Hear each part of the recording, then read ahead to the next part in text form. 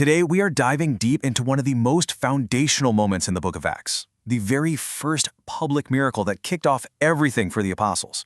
It's a story that's about way more than just a healing. It's about faith, authority, and the spark that lit a fire. So let me ask you this. Think about a scene you see every single day. Something so normal, so routine, it just blends into the background. Now, imagine that scene suddenly being interrupted by something impossible. What would you do? That's exactly the question at the very heart of the story we're exploring. Okay, here's our game plan. First, we're going to set the scene, looking at the daily ritual that everybody knew. Then, we'll get to the unexpected encounter that changed everything. After that, the main event, rise up and walk. From there, we'll see how this one moment unleashed a wave of signs and wonders. And finally, we'll tie it all together and ask, why does this matter so much? All right, so let's start where the story starts, the Jerusalem temple. This is the absolute center of Jewish life. And what's so powerful here is that everything is happening on a totally normal day, built on predictable routines. And that's exactly what makes the disruption so incredible.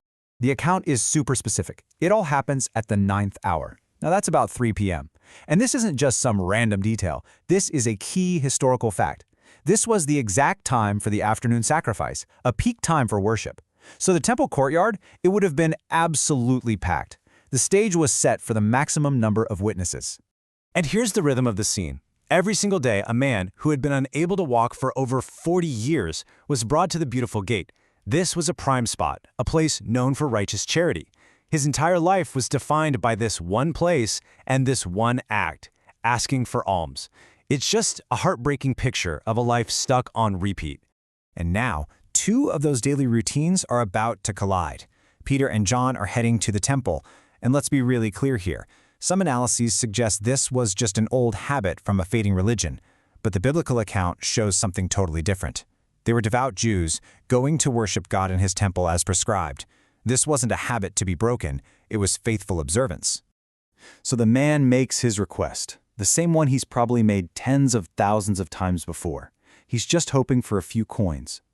But Peter and John, they stop. They don't just glance at him, they fix their gaze on him and say, "Look at us." Right there in that one moment, everything changes. This isn't charity anymore. It's a confrontation. It's personal. And this brings us right to the edge, the climax of the story.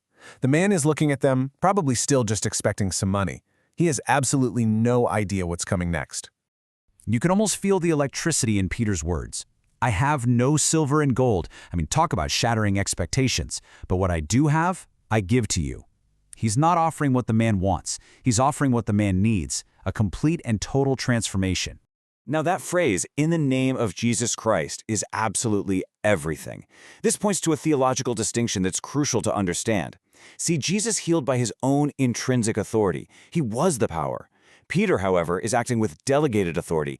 Through agency, he is a channel for the power, not the source. It's a legal claim of authority, not a personal one. And the effect? It is immediate. It is total.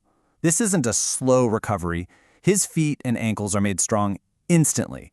He doesn't just get up. He leaps up, stands, and starts walking right into the temple, a place he could only ever sit outside of before. He's walking and leaping and just shouting praises to God. It is pure, uncontainable joy. So what about everyone watching? You gotta remember, these people saw this guy every day. They knew him. So to see him on his feet, not just walking but jumping for joy, the text says they were filled with utter wonder and amazement. The impossible had just happened, right in front of them all. But this was never meant to be just one incredible feel-good story. No, this was the first tremor of an earthquake. This was the first drop of rain in a coming storm. And the author of Acts, Luke, he masterfully uses this one healing as a prototype. He presents it as the perfect example of a much, much bigger phenomenon that was about to explode across Jerusalem. This line from a little later in the story really says it all. The healing of this man at the gate, it wasn't the end of the story. It was just the opening act. It kicked off an era where these signs and wonders became, well, almost commonplace. And we really need to understand what this phrase, signs and wonders, means. A wonder is exactly that, a jaw-dropping event that makes you say, wow. But a sign is different. A sign has a purpose. It's not just to amaze people. It's a miracle that points to a deeper truth. It's a credential. It authenticates the message and the person delivering it. And this is a critical point. The main event here wasn't just compassion, it was the sign. And the public response was just off the charts.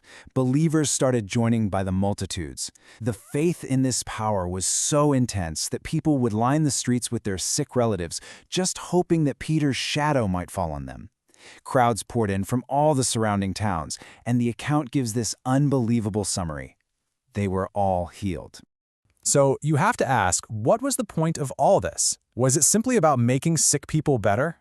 And while compassion was absolutely an element, the biblical narrative makes it clear that there was a much bigger, much more strategic purpose at play. So what was the real function here? Well, you can break it down into three key areas. First, authentication. These miracles were like divine credentials that proved the apostles' message about Jesus was true. Second, witness. They were undeniable public events that drew huge crowds and forced people to listen.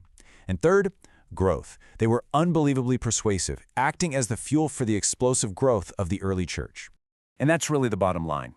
These signs and wonders, always performed through the delegated authority of Jesus, had one primary mission: to authenticate the apostles' message and persuade people that it was true.